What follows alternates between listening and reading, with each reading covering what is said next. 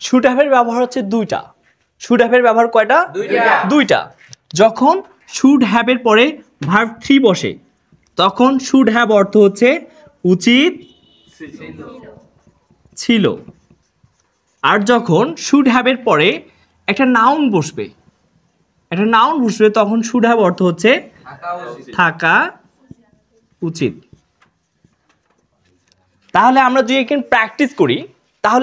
এখন প্র্যাকটিস করি যে আই শুড হ্যাভ আমার থাকা উচিত, এরপর একটা কি বসবে? নাউন।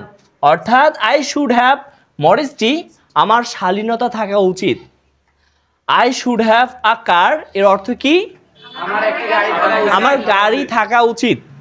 আমার সততা থাকা উচিত। আমার একটি মোবাইল থাকা উচিত। তোমার একটি মোবাইল থাকা উচিত। এখন যদি আমরা বাক্যটাকে নেগেটিভ করি, অর্থাৎ তোমার